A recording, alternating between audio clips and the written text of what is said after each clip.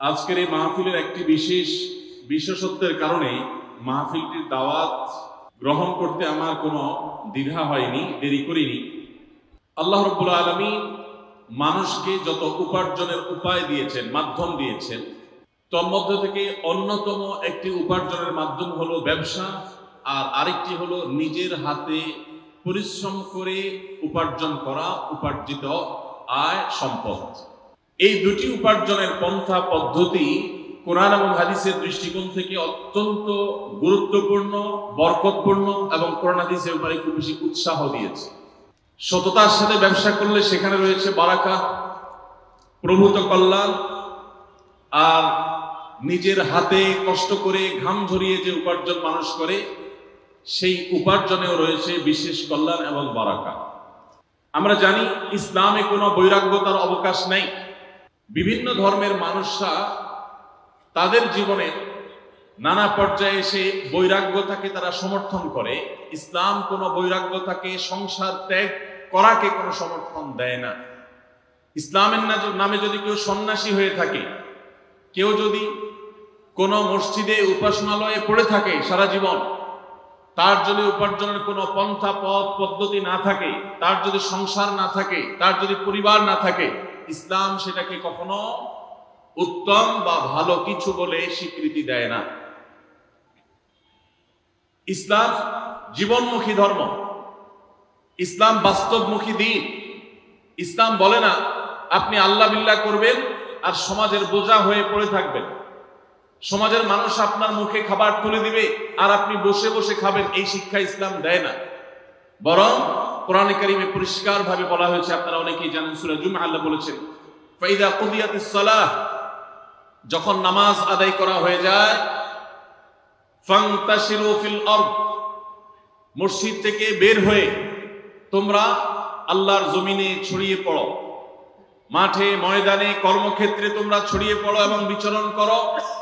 ওয়াবতাগু মিন ফাদলিল্লাহ, এবং আল্লাহর করুণা, তোমাদের রিজিক উপার্জন, পরিবারের ব্যয় নির্বাহ করবার জন্য তোমরা সেগুলোকে আহরণ করতে থাকো, সংগ্রহ করতে থাকো, কালেকশন করতে থাকো, পরিশ্রম করতে থাকো। এই আয়াত থেকে পরিষ্কারভাবে বোঝা গেল 5 ওয়াক্ত নামাজ পড়ার নির্দেশের পাশাপাশি আল্লাহ রাব্বুল আলামিন নামাজের পর আমাদেরকে হালাল উপার্জন করবার জন্য বিচরণ করবার নির্দেশ আল্লাহ তাআলা দিয়েছেন। অতএব যে সমস্ত ভাইয়েরা শ্রমজীবী, যারা শ্রমিক, তারা আল্লাহ তাআলার এই আয়াতকে মানবার উদ্দেশ্যে যদি নামাজ পড়ে তারা বের হন, পরবর্তী নামাজের আগ পর্যন্ত যতক্ষণ তারা কাজ করবেন, শ্রম দিবেন, কিংবা ব্যবসায়ী ব্যবসার কাজ করবেন, যে কোনো পেশাজীবী মানুষ তার পেশার কাজে থাকবেন, ততক্ষণ পুরো সময়টুকু যদি হালাল কাজে, হালাল উপার্জনে থাকেন, অন্যায় কোনো কিছু না করেন, তো পুরো সময়টুকু তার ইবাদত হিসাবে গণ্য হবে ইনশাআল্লাহ। ভাইরা আমার, এর বাইরে স্পেশালি বিশেষ করে যারা নিজের হাড় ভাঙা পরিশ্রম করে, যারা প্রচন্ড কষ্ট করে ঘাম ঝরিয়ে উপার্জন করেন, সে সকল শ্রমিক, কৃষক, এই পর্যায়ে যে সমস্ত ভাইরা আছেন, বোনেরা আছেন, তাদের জন্য আপনি নবী সাল্লাল্লাহু আলাইহি সাল্লামের একটা হাদিস, যেটি বুখারীতে বর্ণিত হয়েছে, অত্যন্ত প্রেরণাদায়ক হাদিস। নবী করিম সাল্লাল্লাহু আলাইহি সাল্লাম বলেছেন, মা আকালা আহাদুন তুআমান কাত্তু, তোমাদের কেউ কোনোদিন ওই ব্যক্তির চাইতে উত্তম খাদ্য গ্রহণ করে নাই, উত্তম উপার্জন, পবিত্র উপার্জন, পবিত্র খাদ্য কখনো সংগ্রহ করে নাই ওই ব্যক্তির চাইতে যে ব্যক্তি নিজের হাতে উপার্জন করে। নিজের হাতে পরিশ্রম করে যে উপার্জন করে, তার উপার্জনের চাইতে, তার কামাইয়ের চাইতে, তার রুজির চাইতে, তার খাদ্যের চাইতে উত্তম কোন খাদ্য আর উপার্জন আল্লাহর জমিনে আর হতে পারে না। এখানেই শুধু শেষ নয়, প্রিয় নবী সাল্লাল্লাহু আলাইহি সাল্লাম আমাদের সামনে একটা এক্সাম্পল টেনে এনে বলছেন, আল্লাহর নবী দাউদ, আপনারা জানেন তিনি কিন্তু শাসক ছিলেন, তিনি শাসক ছিলেন, তিনি বিচারক ছিলেন, অনেক বড় ক্ষমতা, অনেক বড় দায়িত্ব, অনেক বড় শাসন কার্য তিনি আল্লাহর পক্ষ থেকে প্রাপ্ত হয়েছিলেন। এরপরও তার নিজের পরিবারের ব্যয়ভার নির্বাহ করবার জন্য তিনি কামারের কাজ করতেন, নিজের হাতে উপার্জন করতেন। নূহ আলাইহিস সালাম কাঠ মিস্ত্রির কাজ করতেন। বিভিন্ন নবী রাসূলগণ তারা নবী হয়েছেন, রাসূল হয়েছেন, মানব ইতিহাসের সোনালী ইতিহাস তারা রচনা করেছেন। কিন্তু তারা অনেকেই এরকম বিভিন্ন পরিশ্রমের কাজ করতেন, হাড় ভাঙা পরিশ্রম করতেন, বিভিন্ন পেশায় তারা কাজ করতেন। নবী করিম সাল্লাল্লাহু আলাইহি সাল্লাম এই উপমা টেনে আমাদেরকে উৎসাহ দিয়েছেন, অনুপ্রেরণা দিয়েছেন। আমরা যারা হাড় ভাঙা পরিশ্রম করে উপার্জন করি, আমাদের যে সমস্ত ভাইয়েরা কৃষি কাজ করে উপার্জন করেন, আমাদের যারা বিভিন্ন পেশায় নিয়োজিত থেকে তারা মাথার ঘাম পায়ে ঝরিয়ে উপার্জন করেন, তাদের এই উপার্জনের পুরো সময়টুকু ইবাদতে গণ্য হবে এবং এটি নবী রাসূলগণের আদর্শ। শুধুমাত্র কোরআনের সেই নির্দেশনা এবং নবী সাল্লাল্লাহু আলাইহি সাল্লামের সেই নির্দেশনাকে মাথায় রেখে তিনি যদি এই কাজটি করেন, নিয়তটাকে শুধুমাত্র যদি একটু পরিবর্তন করে নেন, যেটি আমি শুধুমাত্র আমার অর্থ উপার্জনের জন্যই করছি না, কোরআনের নির্দেশ বাস্তবায়নের জন্য করছি, নবী সাল্লাল্লাহু আলাইহি সাল্লামের নির্দেশ বাস্তবায়নার্থে করছি, তাহলে শ্রমিক ভাইরা আমার, কৃষক ভাইরা আমার, আপনাদের এই কষ্ট, আপনাদের এই পরিশ্রম, এই সবটুকুই ইবাদতে গণ্য হবে ইনশাআল্লাহ। ভাইরা আমার, নবী করিম সাল্লাল্লাহু আলাইহি সাল্লামের আর একটা হাদিস আমি আপনাদেরকে শোনাতে চাই। তিনি বলেছেন, তাকে জিজ্ঞাসা করা হয়েছে, আইয়ুল কাসবি আতিয়াব, হে আল্লাহর রাসূল, কোন উপার্জনটা সবচেয়ে পবিত্র উপার্জন, কোন উপার্জনটা সবচেয়ে হালাল উপার্জন? তখন নবী করিম সাল্লাল্লাহু আলাইহি সাল্লাম বলেছেন, কাসবুর রাজুলি বিয়াদি, মানুষ যখন নিজের হাতে উপার্জন করে সেটা, ওয়া কুল্লু বাইইন মাবরুর, এবং প্রত্যেক ওই ব্যবসা, যে ব্যবসার মধ্যে সততা থাকে, যে ব্যবসা মানুষকে ঠকাবার উদ্দেশ্যে থাকে না, প্রতারণা থাকে না, দুই নম্বরই থাকে না, মিথ্যাচার থাকে না, মজুদদারি থাকে না, আড়তদারি থাকে না, কৃত্রিম সংকট সৃষ্টি করার প্রচেষ্টা থাকে না, সেই রকম ব্যবসা, সেই রকম ব্যবসায়ীর ব্যবসা এবং শ্রমিকের শ্রম দিয়ে কামানো উপার্জন, এর চাইতে হালাল, এর চাইতে পবিত্র কোনো উপার্জন আল্লাহর কাছে আরেকটি নেই। ভাইরা আমার, এরকম বহু হাদিস এবং আয়াত আমি আপনাদেরকে শোনাতে পারবো, যে সমস্ত আয়াত এবং হাদিস থেকে আমরা দেখতে পাই যে আল্লাহ নবী সাল্লাল্লাহু আলাইহি সাল্লাম আমাদেরকে উৎসাহিত করেছেন নিজের হাতে উপার্জন করতে। অতএব আমার শ্রমিক ভাইরা, আপনারা যারা নিজেরা হাড় ভাঙা পরিশ্রম করে উপার্জন করছেন, অনেক বেশি কষ্ট করছেন, আপনাদের জন্য অনেক বড় একটা প্রেরণার বিষয় হলো, এটা স্বয়ং নবী রাসূলদের সুন্নাহ এবং তাদের আদর্শের বাস্তবায়ন। আপনাদের মধ্যে কোনো হীনমন্যতা যেন কাজ না করে। ভাইরা আমার, দুনিয়ার জীবনটা যদি অনন্ত কালের হতো, আমরা যদি শত শত হাজার হাজার বছর পৃথিবীতে বেঁচে থাকতাম, আমি অবশ্যই বলতাম, কেন এই হাড় ভাঙা পরিশ্রম করবে? বাদ দেন, অন্য কোনো পেশায় চলে যান। কারণ এত দীর্ঘ জীবন, অনন্তকালের জীবন, আপনি কেন হাড় ভাঙা পরিশ্রম করে কাটাবেন? যেহেতু এই দুনিয়াতে আমরা চিরকাল থাকতে আসিনি, যারা পরিশ্রম করছি 30, 40, 50 বছর বয়স অনেকের হয়ে গেছে। বাংলাদেশে মানুষের গড় আয়ু অনুপাতে আমাদের আর খুব বেশি সময় পৃথিবীতে বেঁচে থাকার কথাও নয়। অতএব আপনি এখানে পরিশ্রম করছেন, কষ্ট করছেন, সামাজিক স্বীকৃতি নেই, হয়তোবা সমাজে সেরকম মর্যাদা মূল্য আপনার হয় না, এমনকি হুজুরের কাছেও কদর পান না, পয়সা নাই, কড়ি নাই, আপনি নিজেকে দুর্বল মনে করছেন। আমি আপনাকে আরেকটি সুসংবাদ শোনাতে চাই।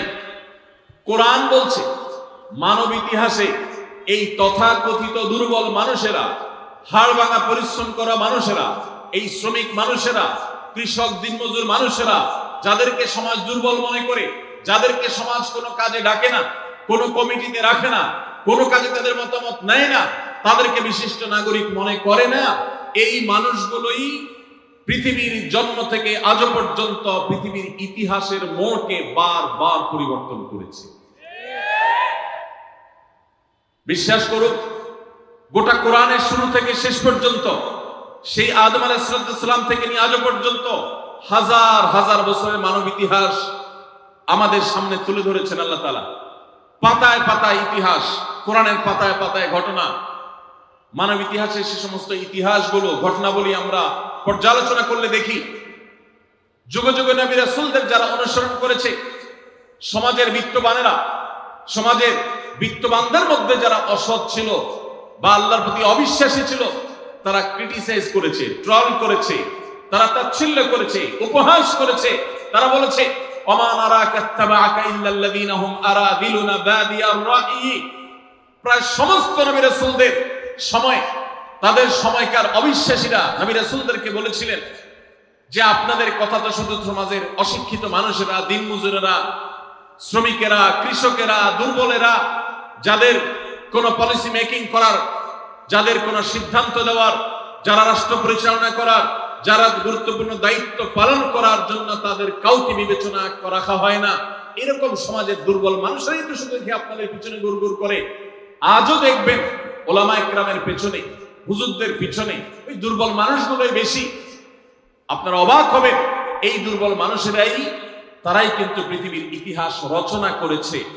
বেশি দূরে যেতে হবে না, মুহাম্মদ সাল্লাল্লাহু আলাইহি সাল্লাম মক্কা থেকে মদিনায় হিজরত করে যাওয়ার মাত্র 8 বছরের মাথায়, যেই মক্কা থেকে তাকে বিতাড়িত হয়ে যেতে হয়েছে, যে মক্কায় নির্যাতন সইতে না পেরে আল্লাহর নির্দেশে হিজরত করতে হয়েছে, নিজের মাতৃভূমি ত্যাগ করতে হয়েছে, অত্যন্ত গৌরবের সাথে মাত্র 8 বছরের ব্যবধানে সেই মক্কা শুধু নয়, সেই আরব শুধু নয়, সুদূর রোমান সম্রাটের সাম্রাজ্য সহ একটা পর্যায়ে সামান্য কয়েক বছরের ব্যবধানে খলিফা ওমরের যুগে অর্ধ পৃথিবী মুসলমানদের কর্তলগত হয়েছে। কাদের হাতের উপর দিয়ে? এই বেলাল, এই আম্মার, এই সুহাইব, এই দুর্বল সাহাবী, যাদেরকে মদিনার মক্কার মানুষেরা দুর্বল মনে করত, তাদের হাত দিয়ে গোটা পৃথিবী জয় করেছে মুসলমানরা। এবং এই এক ইতিহাস রচিত হয়েছে নূহ আলাইহিস সালামের যুগে, ইব্রাহিম আলাইহিস সালামের যুগে, মুসা আলাইহিস সালামের যুগে। ফেরাউন এবং তার সে সমস্ত অনুসারীরা, তাদেরকে আল্লাহ নিমজ্জিত করে, তাদেরকে আল্লাহ তাআলা ধ্বংসপ্রাপ্ত করে, সেই দুর্বল বনী ইসরাঈলেরা, যাদেরকে কৃতদাস বানিয়ে রাখা হয়েছিল, তারাই কিন্তু বিজয়ী হয়েছে, তারাই টিকে ছিল, ধ্বংস হয়েছে শক্তিশালী মানুষেরা। আমি যে সমস্ত ভাইয়েরা সম্পদ উপার্জন করেছেন বা ভালো অবস্থানে আছেন, আমি তাদেরকে আপনাদের বিপরীতে দাঁড় করাচ্ছি না। কারণ সাহাবীদের মধ্যে ওসমান রাদিয়াল্লাহু তাআলা অনেক সম্পদের অধিকারী ছিলেন, আপনারা জানেন। আবু বকর রাদিয়াল্লাহু তাআলা নেতৃত্বে ছিলেন সমাজের, আপনারা জানেন। আরো অনেক সাহাবী ছিলেন, তাদের অঢেল সম্পদ ছিল। তারা যখন সম্পদ ছিল, এরপরও তারা আল্লাহর প্রিয় পাত্র হয়েছেন এবং তাদের হাত ধরেও বিজয় রচনা হয়েছে। তাহলে বোঝা গেল ধনী এবং দরিদ্র বিষয় নয়, বিষয় হলো ইসলাম বিজয়ী হবে। আপনি যদি ইসলামের সাথে থাকেন, আপনি দরিদ্র হলেও আপনি বিজয়ী হবেন, ধনী হলেও বিজয়ী হবেন, সম্পদশালী হলেও বিজয়ী হবেন, দুর্বল হলেও বিজয়ী হবেন, সচ্ছল হলেও বিজয়ী হবেন, অসচ্ছল হলেও বিজয়ী হবেন। ইসলামের বিজয় নিশ্চিত। আপনি ইসলামের সাথে থাকলে আপনি বিজয়ী হবেন, ইসলামের সাথে না থাকলে আপনি দরিদ্র হলেও পরাজিত, ধনী হলেও পরাজিত। কারণ ইসলাম পরাজিত হতে আসেনি, ইসলাম জিততে এসেছে, জিতিয়েছে এবং জিতবে কিয়ামত পর্যন্ত। নবী রাসূলদের আদর্শই ঠিকই ছিল, তাদের বিপরীত যারা ছিলেন, তাদের বিরুদ্ধে যারা ছিলেন, তাদের আদর্শ হারিয়ে গেছে। অতএব যারা আপনারা শ্রমিক আছেন, হীনমন্যতায় ভুগবেন না। আপনাদের জন্য একটা বিশেষ সুসংবাদ আছে। আপনারা জানেন নবী করিম সাল্লাল্লাহু আলাইহি সাল্লাম বলেছেন যে দরিদ্র মানুষেরা, কষ্টে যারা থাকে, যারা পরিশ্রম করে, হাড়ভাঙা পরিশ্রম করে উপার্জন করে, সেই মানুষগুলো ধনীদের চাইতে 50,000 বছর আগে জান্নাতে যাবে ইনশাআল্লাহ। প্রিয় নবী সাল্লাল্লাহু আলাইহি সাল্লামের কাছে ধনী সাহাবীদের সাথে গরীব সাহাবীদের কম্পিটিশন হতো। আপনারা জানেন একটি প্রসিদ্ধ হাদিস রয়েছে যে নবী করিম সাল্লাল্লাহু আলাইহি সাল্লাম দরিদ্র সাহাবীদেরকে তাদের প্রার্থনার ভিত্তিতে একটা আমল শিখিয়ে দিলেন। তারা বললেন, হে আল্লাহর রাসূল, ধনীদের অনেক টাকা পয়সা আছে, তারা টাকা পয়সা দান করে অনেক সওয়াব কামাই করে, অনেক কিছু করে, আমরা করতে পারি না। তো আমাদেরকে এমন একটা আমল শিখিয়ে দেন যে আমল করলে আমরা তাদেরকে টেক্কা দিতে পারবো, তাদের সাথে আমরা প্রতিযোগিতা টিকে থাকতে পারবো। আমাদের তো টাকা পয়সা দিয়ে সওয়াব কামাই করার রাস্তা নেই, তো শুধু নিজের শরীরের আমল ইবাদত দিয়ে আমরা করতে পারি। এমন একটা আমল দেন যে তারা টাকায় কামাই করে যে পরিমাণ সওয়াব কামাই করে, আমরা ওই আমল করে সেই সওয়াব কামাই করতে পারবো। নবী সাল্লাল্লাহু আলাইহি ওয়াসাল্লাম তাদেরকে শিখিয়ে দিলেন। শিখিয়ে দেওয়া খুব অল্প সময়ের মধ্যে সাহাবীদের মধ্যে কল্যাণকামিতা ছিল, ধনী থাকুক গরিব থাকুক সবাই। এবার ধনী সাহাবীরা ওই আমলটার খবর জেনে গেলেন, অর্থাৎ সংবাদ লিক হয়ে গেছে। লিক হয়ে যাওয়ার পরে এবার ধনী সাহাবীরাও ওই আমল করা শুরু করলেন। এবার গরিব সাহাবীরা বললেন, ইয়া রাসূলুল্লাহ, আমরা তো তাদের সাথে কম্পিটিশনে টিকে থাকতে পারি না দেখে আমল চাইলাম। এখন তারা তো টাকা পয়সা দিয়ে সওয়াব কামাই করতে পারে, আবার যেটা আমাদেরকে শিখিয়ে দিয়েছেন এটাও করা ধরছে, আমরা এখন কি করব? নবী করিম সাল্লাল্লাহু আলাইহি ওয়াসাল্লাম তখন হেসে দিলেন এবং সাহাবীদেরকে বললেন, দেখো, আল্লাহর করুণা যদি কারোর প্রতি হয় তাহলে সেক্ষেত্রে তুমি হিংসা করার তো প্রয়োজন নেই, প্রশ্নই ওঠে না। তুমি সেটাকে ঠেকাবার কোনো সুযোগ নেই। আল্লাহ যাকে তৌফিক দিয়েছেন সে নিশ্চয়ই অগ্রগামী থাকবে। তাহলে ধনী হয়েও কেউ অনেক অগ্রসর হয়ে যেতে পারে, গরিব হয়ে অগ্রসর হয়ে যেতে পারে। খোলাসা কথা হলো যে আপনি কোন পেশার মানুষ এটা বিবেচ্য বিষয় নয়, আপনি হালাল উপার্জন করছেন কিনা, আপনি ভালো কাজ করছেন কিনা, এটা হলো বিবেচ্য বিষয়। বিশেষ করে আমাদের শ্রমিক ভাইদের উদ্দেশ্যে আমি আজকে 3টি পরামর্শ দিয়ে 3টি আপনাদের প্রতি আমার বিনীত আহ্বান রেখে আমি এই বিষয়ে আলোচনা ক্লোজ করতে চাই। প্রথম কথা হলো, আপনি নির্মাণ শ্রমিক হন কিংবা অন্য কোন শ্রমিক, যেই পেশায় আপনি কাজ করেন না কেন, 5 ওয়াক্ত নামাজ এবং রমজানের রোজা কখনো ছাড়বেন, কখনো না। 5 ওয়াক্ত নামাজ পড়া আপনাদের জন্য কিছুটা কষ্টের, বিশেষ করে রমজান রোজা রাখা কখনো কখনো আপনাদের জন্য বেশি কষ্টের হয়। কারণ অনেক সময় প্রচন্ড গরমের মধ্যে আপনাদেরকে রোজা রাখতে হয়, যেটা খুব চ্যালেঞ্জিং ব্যাপার। কিভাবে আপনি রোজা রাখবেন? তুলনামূলকভাবে নামাজ পড়াটা সহজ, ওয়াক্ত হয়ে গেছে, আপনি তো এমনিতেই একটি বিরতি দিতে হয়, আপনি টানা হাড় ভাঙা পরিশ্রম করতে পারেন না। আপনি যদি জোহরের নামাজের সময় বিরতি দেন এবং বিরতি দিয়ে যদি আপনি নামাজটা পড়ে ফেলেন, একই সঙ্গে আপনার রেস্ট হবে, আবার আপনার নামাজটাও হয়ে যাবে এবং ওযুর মাধ্যমে আপনার যে ফ্রেশনেস হবে, আপনার ভিতরে যে ভালো লাগা কাজ করবে, ক্লান্তি দূর হবে শীতল পানি দিয়ে ওযু করার মাধ্যমে, এটা আপনি অন্য কোনো কোথাও অন্য কোনো উপায় আপনি পাবেন না। অতএব শ্রমিক ভাইদেরকে আমি বলতে চাই, জীবন যাক যত কষ্ট হোক, নামাজ কোনো অবস্থাতে ছাড়া যাবে না। সময় হবে নামাজটা পড়ে নেবেন। খুব বেশি নফল নামাজ পড়ার দরকার নেই, ফরজ আর সুন্নাতে মুআক্কাদাগুলো পড়ে ফেলেন, বাস পড়ে বের হয়ে যান এবং কাজে চলে যান। আর রোজা, রমজান মাসে রোজা রেখে অনেক সময় কষ্ট হয় আমাদের জন্য। রোজা রেখে যদি আপনার পরিশ্রম করতে কষ্ট হয়, তাহলে আমি বলবো যে প্রয়োজনে আপনি হাফ ডিউটি করেন, প্রয়োজনে আপনি ডিউটি কমিয়ে আনেন, প্রয়োজনে রমজান মাসে আপনি ডিউটি না করে 11 মাসের জমানো টাকা দিয়ে আপনি চলেন, কিন্তু রোজা আপনাকে রাখতে হবে, ফরজ রোজা, মাফ নাই। কিভাবে করবেন আপনাকে বুদ্ধি বের করতে হবে। মিডল ইস্টে আমি নির্মাণ শ্রমিক ভাইদেরকে দেখেছি, যারা মিডল ইস্টে আছেন, সৌদি আরবে, দুবাই, তারা জানেন। বিশেষ করে সৌদি আরবে নির্মাণ শ্রমিকরা সবাই রমজান মাসে রাতের বেলায় কাজ করে, লাইট জ্বালিয়ে রাতের বেলা কাজ করে, দিনের বেলা তারা রেস্ট করে। কারণ এত বেশি গরম সেখানে থাকে, এই গরমের তীব্রতায় রোজা রেখে কাজ করা কোনোভাবে সম্ভব হয় না। এই জন্য তারা রাতের বেলা লাইট জ্বালিয়ে কাজ করেন এবং দিনের বেলা রেস্ট করেন। তো এক কথায় নামাজ এবং রোজা আপনাকে রাখতে হবে। কিভাবে রাখবেন বুদ্ধি আপনাকে বের করতে হবে। তাহলে প্রথম হলো নামাজ রোজা করবেন, দ্বিতীয় হলো হালাল উপার্জন করবেন, কাজে ফাঁকি দিবেন না। আপনাদের জন্য জান্নাতে যাওয়া যত সহজ, অনেক বড় বড় পেশাজীবীদের জন্য, অনেক বড় বড় আলেম এবং হুজুরদের জন্য জান্নাতে যাওয়া এত সহজ নয়। কারণ হারামের যে বড় বড় আইটেমগুলো আছে, হারামের যে বড় বড় বিষয়গুলো আছে, সেগুলো থেকে আপনারা এমনিতেই পবিত্র থাকেন আলহামদুলিল্লাহ। শুধুমাত্র এই মৌলিক বিষয়গুলো লক্ষ্য রাখলে ইনশাআল্লাহ আপনাদের জন্য জান্নাতে যাওয়া সহজ হবে। আপনি যখন কাজ করেন ফাঁকি দিবেন না, কোনো প্রকার 2 নাম্বারই করবেন না, কোনো জিনিস অন্যায়ভাবে না বলে কারো অগোচরে সেটা বিক্রি করবেন না, এমন কোন উপায় উপার্জন করবেন না যেটা হারাম। ব্যাস এটুকু যদি আপনি একটু লক্ষ্য রাখতে পারেন, তাহলে আপনার জান্নাতের পথ একেবারেই সুগম। আর তৃতীয় এবং শেষ পয়েন্টে যেটি বলতে চাই তা হলো নিজের স্ত্রী সহ অধীনস্থদের সাথে সদ্ব্যবহার করবেন। বিশেষ করে যারা হাড় ভাঙা পরিশ্রম করেন, কষ্ট করেন, আমার রিকশালা ভাইরা আছেন, বিভিন্ন পেশার মানুষরা আছেন, কষ্টের চোটে তাদের মাথা অনেক বেশি হট থাকে, গরম থাকে, মেজাজ অনেক খিটখিটে থাকে। দেখা যায় যে একটু কিছু হলেই অনেক সময় মুখ খারাপ করে ফেলেন, গালিগালাজ করে ফেলেন, আচরণ খারাপ করে ফেলেন। নিজেকে যদি একটু নিয়ন্ত্রণ করতে পারেন, মুসলমানিত্বের পরিচয় দিতে পারেন মেজাজ গরম হওয়ার সময়, জান্নাতে যাওয়া ইনশাআল্লাহ অনেক সহজ। অতএব আমি আপনাদেরকে বলতে চাই, প্রথমত নামাজ রোজা কখনো ছাড়বেন না যত কষ্ট হোক।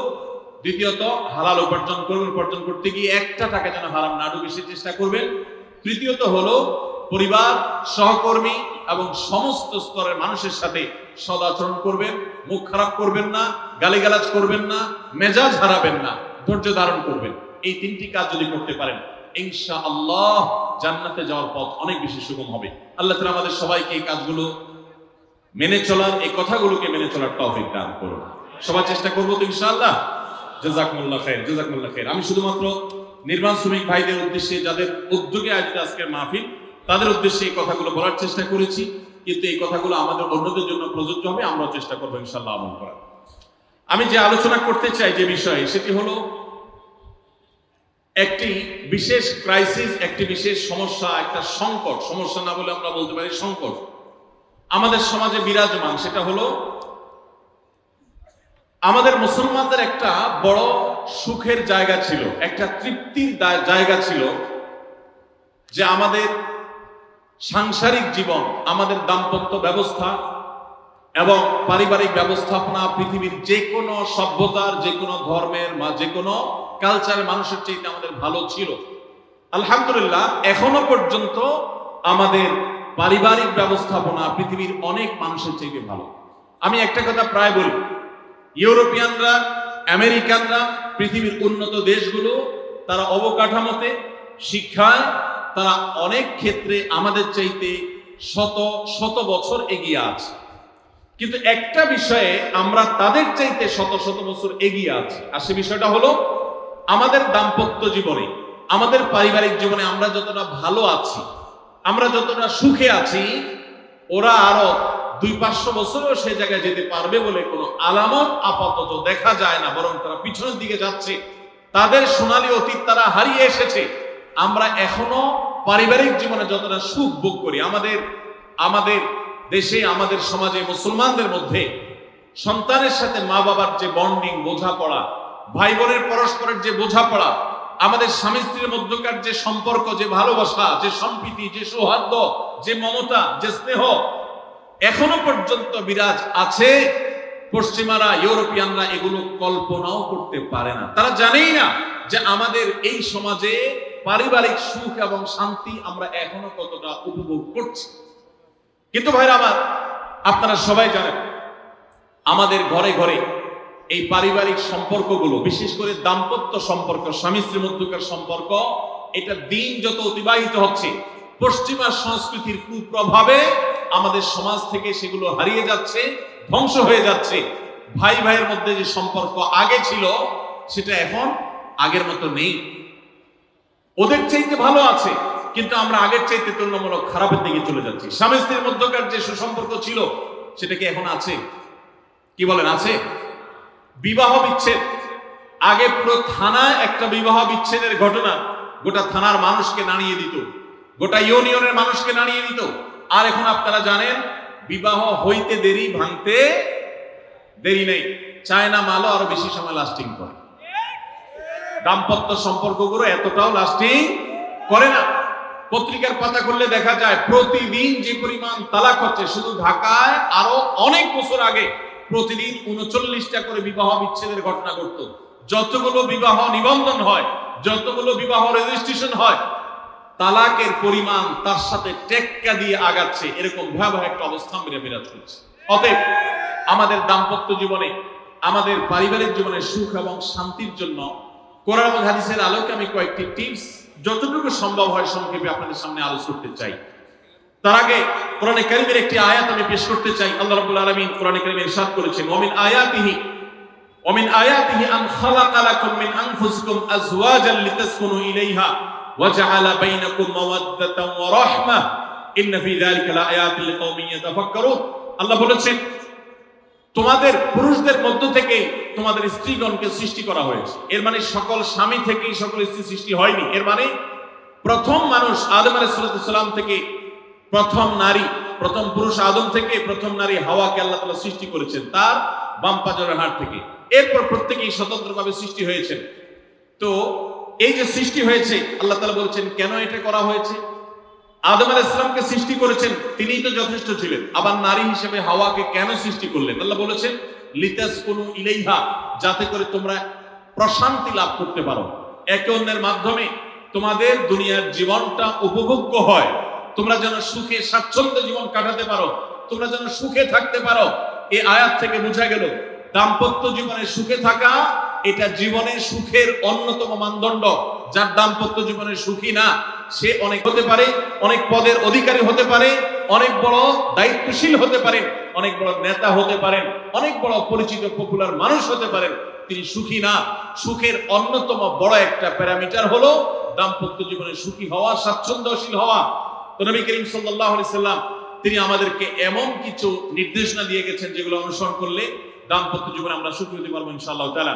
আল্লাহ বলেছেন জাআলা বাইনাকুম মাওয়াদ্দাতান ওয়া রাহমা, স্বামী স্ত্রীর মধ্যে আল্লাহ রাব্বুল আলামিন ভালোবাসা এবং সম্প্রীতি সৃষ্টি করে দিয়েছে। দেখুন, স্বামী স্ত্রীর মধ্যকার যে সম্প্রীতি, বিবাহের মাধ্যমে বৈবাহিক জীবনে যে সম্প্রীতি হয়, যে ভালোবাসা হয়, বিবাহিত মানুষরা জানেন এই ভালোবাসা আল্লাহ তাআলা অন্য কোনো মাধ্যমে দান করেন না, অলৌকিক।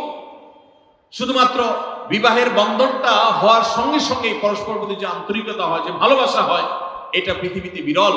অবৈধ সম্পর্ক, বিবাহ ছাড়া যে সমস্ত রিলেশন হয় সেগুলোতে এই ধরনের ভালোবাসা, প্রকৃত সম্প্রীতি এগুলো কল্পনা করা যায় না। তো আমরা সরাসরি পয়েন্টসে চলে যাই, কি কি কাজ করলে দাম্পত্য জীবনের সুখ বা স্বাচ্ছন্দ্য আমরা পেতে পারি। এখানে যত মানুষ আছেন হয় বিবাহিত নয় অবিবাহিত, এছাড়া আর কেউ আছেন যারা বিবাহিত না অবিবাহিত না? তারা একটু হাত তোলেন। আছেন কেউ? একজন হাত তুলছে। আপনি বিবাহিত না অবিবাহিত না? তাহলে কোনটা? এখন নামায় বলছেন। এদিকে আছে কেউ ভাই? বিবাহিত না অবিবাহিত না? কেউ আছেন? নাই। তাহলে বোঝা গেল আজকের আলোচনা সবার জন্য, যারা বিবাহিত আছেন তাদের জন্য, যারা বিবাহিত না ভবিষ্যতে বিবাহ করবেন তাদের জন্য। দেখুন, অনেক মানুষ আছেন আমাদের কাছে আসে, বিশেষ করে আমার কাছে যত মানুষ অফিসে আসেন, এক এক দিন কয়েকশো মানুষও দেখা যায় অফিসে আসেন, এমনও হয় কোন কোন দিন কয়েকশো মানুষও হয়। তো আমাদের অফিসে অনেকগুলো ডেস্ক আছে, অনেক আলেম আছেন, তারা সমাধান দেন বসে বসে, তারা সহযোগিতা করেন আমার সাথে। অনেকগুলো ডেস্ক বসাতে হয়েছে, এত বেশি মানুষ আসে। আপনারা অবাক হবেন, সবচেয়ে বেশি মানুষ আসে যেই ইস্যুটাকে নিয়ে, সবচেয়ে বেশি মানুষ আসে সেটা হলো দাম্পত্য কলহ, স্বামী স্ত্রীর ঝগড়া বিবাদ, তালাক, এগুলো নিয়ে সবচেয়ে বেশি সংখ্যক মানুষ আছে। এবং আপনারা আরো অবাক হবেন, গরিব মানুষদের মধ্যে স্বামী স্ত্রীর মধ্যকার দূরত্ব, তাদের মধ্যকার কলহ, দ্বন্দ্ব, ঝগড়া, ফাসাদ, এগুলোর পরিমাণ বা রেশিও যত বেশি, টাকা পয়সা যাদের আছে, সামাজিক অবস্থান যাদের ভালো, আমার অভিজ্ঞতা হলো তাদের মধ্যে দাম্পত্য জীবনে কলহের পরিমাণ তুলনামূলক বেশি। তাহলে অনেক যুবক আছেন যারা বিয়ে শাদী এখনো করেন নাই, শুধুমাত্র হাতটা কসলাচ্ছেন আর চিন্তা করতেছেন চাকরিটা শুরু করতে পারি, ব্যবসাটা শুরু করতে পারি, বিদেশটা যাই সারতে পারি, টাকার বস্তা কামাই করে ফেলবো। তখন বউ একেবারে শুয়ের মতো সোজা থাকবে, আমাকে দিল জুড়ে ভালোবাসবে, আদর করবে, ভালোবাসা হবে, সমৃদ্ধি হবে, চোখে মুখে লাল নীল রঙিন স্বপ্ন অনেক যুবক ভাইরা এখনো দেখছেন। আপনাদেরকে বলছি, টাকা পয়সা দিয়ে দাম্পত্য জীবনে শান্তি কেনা যায় না। টাকা পয়সা এবং সামাজিক অবস্থান দিয়ে মানুষ সুখী হয় না। আমাদের কাছে অনেক মানুষ এসে চোখের পানি ফেলেন, তাদের সামাজিক অবস্থান অনেক মজবুত, তাদের সামাজিক স্ট্যাটাস কল্পনার অতীত, কিন্তু তারা পারিবারিকভাবে সুখী নন। আমানতদারিতার কারণে তাদের প্রাইভেসি রক্ষা করি আমরা, কখনো ইশারাঙ্গিত আমরা তাদের প্রাইভেসি ভঙ্গ হতে পারে সেভাবে বলি না। কিন্তু আমরা রেশিওটা আপনাদের সামনে পেশ করছি এই জন্য, আপনারা যারা হাত কসলাচ্ছেন, যারা বেকার যুবক আছেন, যারা স্টুডেন্ট আছেন, যারা মনে করছেন যে টাকা পয়সা কামাই করে বস্তা ভরি, তারপরে আমি বিয়ে শাদী করে ফেললে সুখের সাগরে হাবুডুবু খাবো, আমি এরকম দেশ বিদেশ ঘুরতে থাকবো, এই রঙিন স্বপ্ন যারা দেখছেন তাদেরকে বলছি, বিশ্বাস করুন, সুখের সাথে এই টাকা পয়সা এবং সামাজিক অবস্থানের সম্পর্ক আপনি যতটা আছে মনে করেন, বাস্তবে ততটা নাই। তাহলে কিসের সম্পর্ক? আসুন আমরা সেই জায়গায় চলে যাই। নাম্বার 1, সুখী দাম্পত্য জীবনের জন্য পুরুষ এবং নারী উভয়ের জন্য সর্বপ্রথম এবং প্রধান করণীয় হলো আল্লাহ তাআলার কাছে অনেক আগে থেকে দোয়া করতে থাকা, দরখাস্ত সাবমিট করা যে আল্লাহ, আমার পরিবার, আমার স্ত্রী, আমার অনাগত সন্তান সন্ততি যারা আসবে আমার বংশে, আমার ঘরে, আমার সংসারে, আমার পরিবারে, আল্লাহ আপনি তাদেরকে নেককার, তাদেরকে মুত্তাকিদের ইমাম এবং তাদেরকে এমন মানুষ বানিয়ে দেন যেন তারা চক্ষু শীতলকারী হয়। আপনাদেরকে একটা দোয়া শিখাতে চাই, অনেকে হয়তো জানেন, সূরা ফুরকানের ৭৪ নম্বর আয়াত। সূরার নাম কি বলেছি? ফুরকান আয়াত নম্বর কত বলেছি? ৭৪। আমার বুঝ জ্ঞান হইছে থেকে নিয়ে ছাত্র জীবনে যখন আমি অনেক ছোট ছিলাম, এই দোয়া যেদিন আমি পড়েছি কোরআনে, ওই দিন থেকে আজও পর্যন্ত আমার মনে হয় না আমার জীবনে 2 মিনিটের কোনো দোয়াও যদি হয়, 1 মিনিটের দোয়াও যদি হয়, মুহূর্তের দোয়াও যদি হয়, আমি এই দোয়াটা কখনো মিস করি বলে, জ্ঞাতসারে মিস করি বলে আমার মনে পড়ে না। ছাত্র জীবন থেকে শুরু করেছি, আজও পড়ে যাচ্ছি।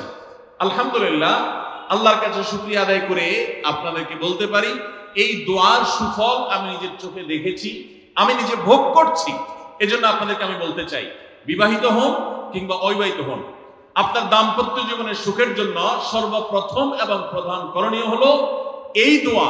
এর বাইরে আরো সাধারণভাবে আল্লাহ তাআলার কাছে দোয়া করতে থাকা, যেন আল্লাহ তাআলা আপনাকে এমন একজন জীবন সঙ্গী দেন।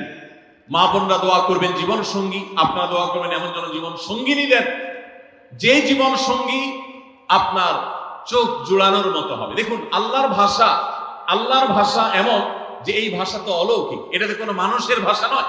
দোয়ার ভাষ্য লক্ষ্য করেন, আল্লাহ শিক্ষা দিচ্ছেন আমাদেরকে, রব্বানা হাব লানা মিন আজওয়াজিনা ওয়া যুররিয়াতিনা কুররাতা আয়ুন।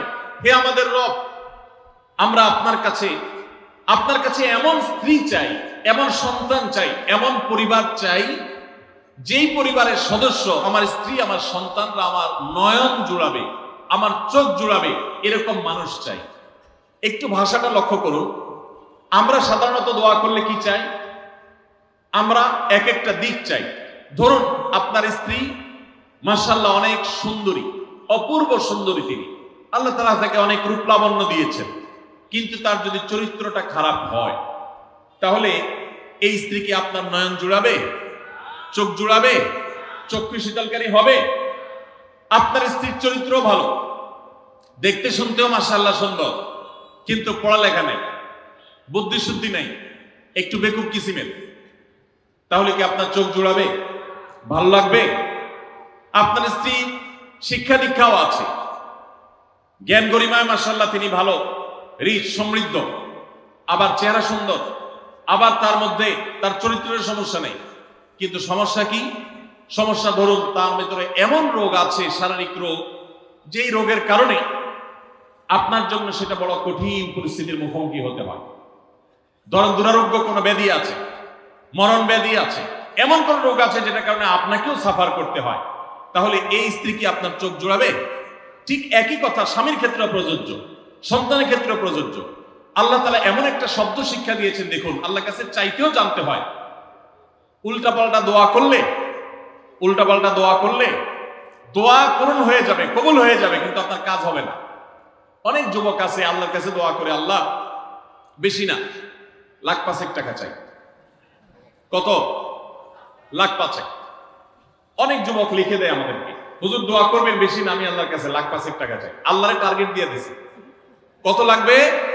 5 লাখ। কেন? একটা বাইক কিনবে। যুবক মানুষ, রাস্তাঘাটে বাইক ছাড়া চললে ভালো লাগে না,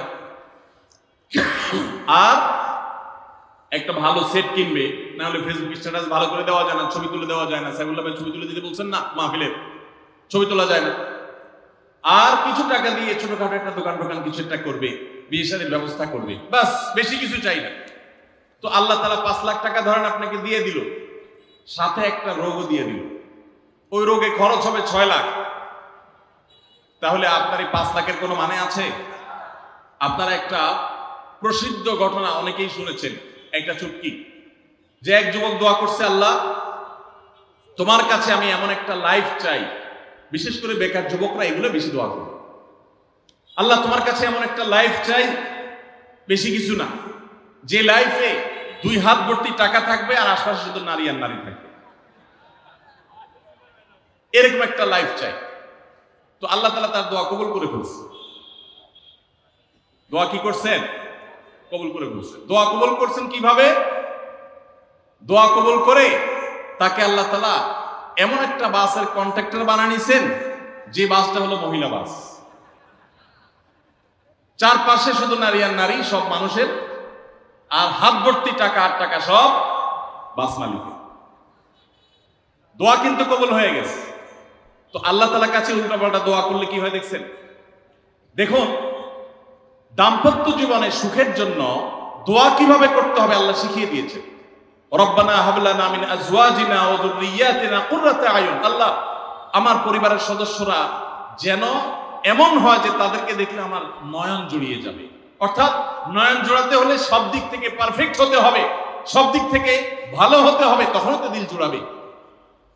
ওয়াজআলনা লিল মুত্তাকিনা ইমামা, আর আমাদের সবাইকে, গোটা পরিবারকে আপনি মুত্তাকিদের ইমাম বানায় দেন, সৎ মানুষ বানায় দেন। কারণ সৎ যদি না হয়, আল্লাহ ভীরু যদি না হয়, তাহলে কখনো তাদের মাধ্যমে আপনি সুখ শান্তি পেতে পারেন না। তাহলে প্রথম করণীয় দাম্পত্য জীবনের সুখের জন্য, সুখী দাম্পত্যের জন্য আল্লাহর কাছে দোয়া করতে থাকে। সূরা ফুরকানের ৭৪ নম্বর আয়াত, এর পাশাপাশি আরো যত আয়াত আছে, অথবা সাধারণভাবে আপনি আল্লাহর কাছে, আল্লাহ আমি ভালো সঙ্গী যেন পাই সেজন্য দোয়া করতে থাকবো। আল্লাহ আমাদেরকে তৌফিক দান করুন।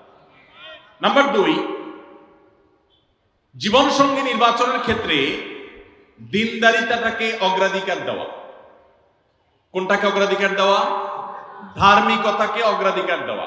নবী করিম সাল্লাল্লাহু আলাইহি ওয়াসাল্লামের প্রসিদ্ধ একটা হাদিস আপনারা অনেকে শুনেছেন। তিনি বলেছেন, তুনকাহুল মারআতু লিআরবা, 4টি জিনিস দেখে সাধারণত মেয়েদেরকে বিয়ে করা হয়, বা মেয়েরা ছেলেদেরকে বিয়ে করে। 4টি জিনিস, সে 4টি জিনিসে একটি হলো লিমালিহা, সাধারণত পয়সা করে দেখে বিয়ে করা হয়। অনেক ছেলে ফেলে আছে দেখবেন, ছেলে ফেলে কি মুরব্বীরাও আছেন অনেকে, যে ছেলে বিয়ে করার জন্য পয়সাওয়ালা বাপের মেয়ে খুঁজে। আছে না নেই?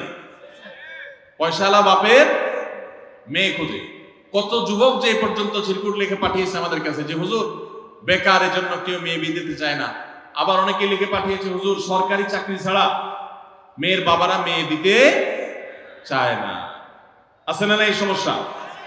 তো নবী সাল্লাল্লাহু আলাইহি ওয়াসাল্লাম বলেছেন, সম্পদ দেখে অনেকে বিয়ে করে, আবার অনেকে রূপ লাবণ্য চেহারা ছবি দেখে বিয়ে করে, অনেকে সামাজিক অবস্থান প্রতিপত্তি বংশমর্যাদা দেখে বিয়ে করে, আর অনেকে দিনদারিতা ধার্মিকতা দেখে বিয়ে করে। নবী সাল্লাল্লাহু আলাইহি ওয়াসাল্লাম বলেছেন, ফাজফার বিজাতিদ দ্বীন, তোমরা বিয়ের ক্ষেত্রে এই ধার্মিকতা দেখে বিয়ে করে সেই বিয়ে তোমরা সফল হওয়ার চেষ্টা করবে, কারণ এটাই হলো সুখের মূল চাবিকাঠি।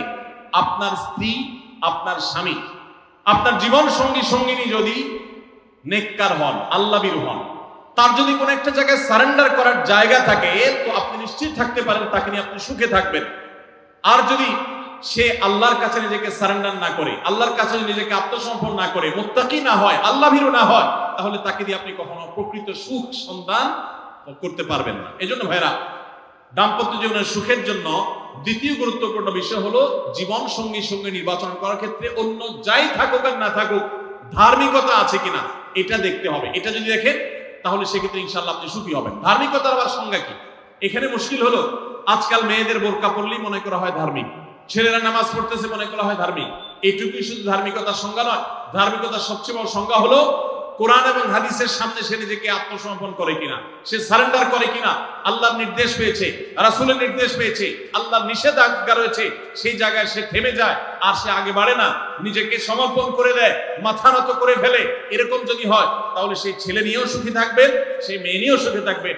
আমি বিশেষ করে মেয়ের বাবারা যারা নিজের মেয়ে বিয়ে দেওয়ার জন্য সরকারি চাকরিজীবী খুঁজেন, পয়সাওয়ালা খুঁজেন, বিভিন্ন বড় বড় পদে থাকা মানুষগুলোকে খুঁজে বেড়ান, আমি তাদেরকে বলি, আপনার মেয়ের জন্য ফজরের নামাজের সামনের কাতারে থাকা যুবকগুলোকে খুঁজে বের করেন। এই যে যুবকরা চিৎকার করছে, সবাই ফজর নামাজ পড়েন? আল্লাহ সব যুবককে ফজর নামাজ জামাতের সাথে পড়ার তৌফিক দান করুন। ভাইরা আমার, যেই ছেলে আল্লাহকে ভয় করে, যেই ছেলের ভিতরে কোরআন এবং হাদিসের কাছে আত্মসমর্পণ করার মতো মানসিকতা আছে, এই ছেলে আর যা হোক তার স্ত্রীকে কখনো কষ্ট দিবে। যেই মেয়ে কোরআন হাদিসের কাছে নিজেকে সমর্পণ করেছে, কোরআন হাদিস যেহেতু স্বামীকে শ্রদ্ধা করতে বলে, এই মেয়ে কখনো স্বামীর প্রতি অশ্রদ্ধা করবে না। অতএব দাম্পত্য জীবনের অনেক গুরুত্বপূর্ণ একটা পয়েন্ট হলো এটা, যে আপনি তার রূপ লাবণ্য, সামাজিক অবস্থান, সম্পদ, পয়সা কড়ি এগুলো দেখেন বা না দেখেন, প্রধান বিবেচ্য বিষয় হবে তার ধার্মিকতা। এটা যদি দেখেন ইনশাআল্লাহ দেখবেন যে আপনি সুখে থাকবেন। আল্লাহ তাআলা আমাদের সবাইকে দিকটাকে বিবেচনা করে আমাদের দাম্পত্য জীবনকে গড়ে তোলার তৌফিক দান করুন। তৃতীয় যে পয়েন্টটি বলতে চাই তা হলো, দাম্পত্য জীবনের সুখের মূল মন্ত্র হলো সবর এবং শুকর। সবর এবং, আমাদের দেশে সর্বস্তরে, শুধু দাম্পত্য জীবনে না, সব ক্ষেত্রে বেসবরি, ধৈর্যহীনতা, অসহিষ্ণুতা এটা এমন পর্যায়ে চলে গেছে, আপনারা পত্রিকার পাতা খুললেই দেখবেন যে বিয়ে বাড়িতে চিংড়ি মাছ দেওয়া হয়েছে সাইজ একটু ছোট, সেজন্য মারামারি হয়ে শুধু বিয়ে ভাঙছে তা না, 2-4 জন মারাও গেছে। শুনেন না আপনারা? মানে তা 4-5 দিন আগে নিউজ দেখলাম যে বিয়ের অনুষ্ঠানে সামান্য একটু কথা কাটাকাটিকে কেন্দ্র করে মেয়ের ভগ্নিপতি না খুব নিয়ারেস্ট একজনকে পিটিয়ে মেরেই ফেলেছে। ভাইরা আমার, এই ধরনের ঘটনা আপনারা শুনেন না? ঘরে ঘরে অসহিষ্ণুতা এবং ধৈর্যহীনতা। আমি একটা কথা প্রায় বলি, আপনারা কি জানেন কিয়ামতের ময়দানে আল্লাহর কাছে বান্দা কোন আমল করলে হিসেব ছাড়া জান্নাতে যাবে? জানেন কেউ? বলতে পারেন কেউ? ভাই, আল্লাহর কাছে হিসেব দিয়ে জান্নাতে যাওয়া কি সহজ কাম না কঠিন কাজ? আরে আল্লাহর কাছে তো অনেক দূরের কথা। আপনি যে প্রতিষ্ঠানে চাকরি করেন তার মালিকের কাছে, উপরস্থ বসের কাছে একেবারে পুঙ্খানুপুঙ্খ করে প্রতিটা পয়সার হিসাব দিয়ে একদম সবকিছুতে পারফেক্টনেস প্রমাণ করা, এটাই তো একটা কঠিন কাজ, দুঃসাধ্য কাজ। সেখানে সারা জীবনের হিসাব আল্লাহর কাছে দিয়ে পাই পাই করে তারপর আপনি জান্নাতে যাবেন, বিষয়টা এত সহজ না। তাহলে হিসেব ছাড়া আল্লাহ তাআলা এমনিতে বলবেন হিসাব টিসাব নাই, তোমাকে এমনি জান্নাতে দিলাম, এটা চান আপনারা? দেখুন কোরআনে কারীমে আল্লাহ তাআলা বলছেন, ইন্নামা ইউওয়াফাস সাবিরুনা আজরাহুম বিগাইরি হিসাব। আল্লাহ বিনিময় দেওয়ার ক্ষেত্রে, সওয়াব দেওয়ার ক্ষেত্রে দুনিয়াতে যারা সবরকারী হবে, যারা ধৈর্যশীল হবে, যারা সহিষ্ণু হবে, যারা নিজেকে নিয়ন্ত্রণ করতে পারবে, এই সবরকারীদেরকে আল্লাহ তাআলা হিসেব ছাড়া দিবেন, তাদেরকে সওয়াব দিবেন হিসেব ছাড়া। তাহলে আপনি যখন আপনার কর্মস্থলে থাকবেন আপনাকে ধৈর্য ধারণ করতে হবে। আপনি যখন পাবলিক পরিবহনে উঠবেন আপনার মাথা ঠান্ডা রাখতে হবে। আপনি যখন আপনার বাসা বাড়িতে থাকবেন আপনার মাথা ঠান্ডা থাকতে হবে। মাথা গরম হয়ে যায় যাদের, হট মেজাজ যারা, কথায় কথায় মাথা গরম হয়ে যায়, ধৈর্যহীন হয়ে যায়, যেখানে সেখানে গন্ডগোল বাঁধায় দেয়, মারামারি বাঁধায় দেয়, ধৈর্য সহ্য বলতে কিছু নাই, এই লোকগুলো কিন্তু এই সৌভাগ্যবান মানুষদের কাতারে শামিল হতে পারবে না। ঠিক একই ভাবে দাম্পত্য জীবনে সুখী হতে হলে সবর এবং শুকর, এই দুইটা মূল মন্ত্রের কোনো বিকল্প পথ খোলা নেই। সেটা স্বামীর জন্য প্রযোজ্য, স্ত্রীর জন্য প্রযোজ্য। স্বামী হিসাবে আপনি স্ত্রীর অনেক অনিয়মতা দেখতে পাবেন, অনেক কিছু দেখতে পাবেন, আপনার আকাঙ্ক্ষা, আপনার চাহিদা, প্রত্যাশা বিপরীত, আপনাকে সবর করতে হবে। ভাইরা আমার, আমাদের প্রিয় নবী সাল্লাল্লাহু আলাইহি সাল্লামের দাম্পত্য জীবনে কিন্তু টুনটান সমস্যা হয়েছে। আপনারা মনে করতে পারেন নবী সাল্লাল্লাহু আলাইহি সাল্লামের ঘর, ওনার স্ত্রীগণ সাহাবী, তারা উম্মুল মুমিনিন আমাদের মা, এত মর্যাদাবান মানুষ তারা, তাদের আবার ঝামেলা হয়েছে। ভাই, দাম্পত্য জীবনে টুকটাক সমস্যা তাদেরও হয়েছে। প্রিয় নবী সাল্লাল্লাহু আলাইহি সাল্লাম নিজে একদিন বাসা ছেড়ে মসজিদে নববীতে এসে মন খারাপ করে বসেছিলেন, তিনি বাসায় যাচ্ছেন না, অভিমান করে। ওমর রাদিয়াল্লাহু তাআলা আনহু বিষয়টা বুঝতে পেরে তার মেয়ে যেহেতু নবী সাল্লাল্লাহু আলাইহি সাল্লামের স্ত্রী, তিনি সেখানে গিয়ে ভেতরে প্রবেশ করে তার সাথে কথা বলে তথ্য উদ্ঘাটন করে সেটা মিটমাট করার ব্যবস্থা করেছেন। স্বয়ং নবী করিম সাল্লাল্লাহু আলাইহি সাল্লামের জামাতা, ইসলামের চতুর্থ খলিফা আলী রাদিয়াল্লাহু তাআলা আনহু, তার মতো এত মর্যাদাবান মানুষ, তার ঘরে স্ত্রী হিসাবে আছেন কে? মুহাম্মদ সাল্লাল্লাহু আলাইহি সাল্লামের মেয়ে, জান্নাতে নারীদের সর্দার ফাতিমা রাদিয়াল্লাহু তাআলা আনহা। এত বড় মানুষ তারা, স্বামী স্ত্রী দুইজন, দুই দিককার নেতৃত্বে, একজন যুবকদের নেতৃত্ব দিবে, আরেকজন জান্নাতি যুবতীদের, নারীদের নেতৃত্ব দিবে। এত বড় মর্যাদাবান মানুষ, তাদেরও দাম্পত্য জীবনে কিন্তু টুনটান হয়েছে। একবার আলী রাদিয়াল্লাহু তাআলা আনহু এসে মসজিদে টানটান হয়ে শুয়েছিলেন মাটিতে, মনটা খারাপ, ঘরে একটু হালকা ঝামেলা হয়েছে, তো এই জন্য মসজিদে নববীতে এসে মাটিতে শুয়ে আছে। নবী করিম সাল্লাল্লাহু আলাইহি ওয়াসাল্লাম দেখে বুঝতে পেরেছেন, টের পেয়ে গেছেন যে কিছু একটা হয়েছে বাসায়। তখন তিনি জামাইকে ডেকে বললেন, কমিয়া আবা তুরাব, এ মাটির বাপ, মাটিতে শুয়ে আছেন, এজন্য রসিকতা করে বললেন, এ মাটির বাপ উঠো, দাঁড়াও দেখি কি হয়েছে বলো। ভাইরা আমার, দাম্পত্য জীবনে টুকটাক সমস্যা হবেই হবে। যারা বিয়ে করেন নাই আগে থেকে প্রস্তুত থাকেন, বুকে পিঠে ছালার বস্তা সব বেঁধে রেডি থাকে। বিশেষ করে সময় যেভাবে গড়াচ্ছে, তাতে করে সামনে থেকে হেলমেট পরেও যাওয়া লাগতে পারে। শুধু যাওয়া না, বাসায় ঢোকার সময় বাইক থেকে নামার পরে হেলমেটটা আগে খুলবেন না, আগে যা বুঝবেন পরিস্থিতি কি, তারপর হেলমেট করবেন। বুঝেন নাই? দাম্পত্য জীবনে টুকটাক সমস্যা হবেই, এটা প্রত্যাশিত। মনে রাখবেন, এই জিনিসটা যদি আপনি আগে থেকে মাথায় রাখেন, তাহলে আপনার কষ্ট অনেকখানি দূর হয়ে যাবে। আমরা অনেকে আকাশ থেকে নেমে পড়ি, কি বলে, এত বড় সাহস, এই কথা বলতে পারে? কেন ভাই আশ্চর্য হচ্ছেন কেন? এর চেয়ে বেশি কথা বলতে পারে? মাথা বাড়ি মারছে, আরে ভাই ছুরি মার নাই যে শুকর আদায় করে। বুঝেন নাই কথা? একই কথা বোনদের জন্য প্রযোজ্য। আমার মা বোন যারা শুনছেন তাদেরকে বলছি, আপনার স্বামীর একটা কথা শুনে আপনি আকাশ থেকে নেমে পড়ছে, আকাশ ভেঙে পড়ছে মাথার উপরে, কি এটা বললো সে, আপনি ডিপ্রেসড হয়ে যাচ্ছেন। আরে বোন ডিপ্রেসড হচ্ছেন কেন? এটা কেন? আরো শক্ত কথা আপনাকে বলতে পারে, এটা আপনি মাথায় রাখেন। কারণ দিন শেষে তিনি মানুষ, তার ভুল হতে পারে, একটা সময় তিনি তার ভুল বুঝতে পারেন। দাম্পত্য জীবনে যদি স্বামী স্ত্রী উভয় যদি ধৈর্যশীল না হয়, সবরকারী না হয়, হুটহাট রিয়াকশন করে ফেলে, কখনো দাম্পত্য জীবনে সুখী হওয়া সম্ভব নয়।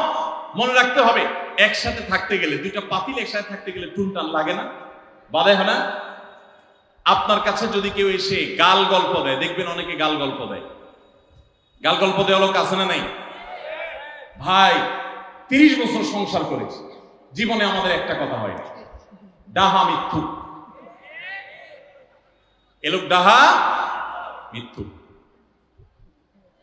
আপনার 50 বছরের সংসারে কোনো বিষয় হয় না, হ্যাঁ ঝগড়া করেন না সেটা ভিন্ন বিষয়, কিন্তু ভিন্ন মত হবে না, দ্বিমত তৈরি হবে না, নিজেদের মধ্যে ভুল বোঝাবুঝি তৈরি হবে না, একবারও হবে না জীবনে, অসম্ভব।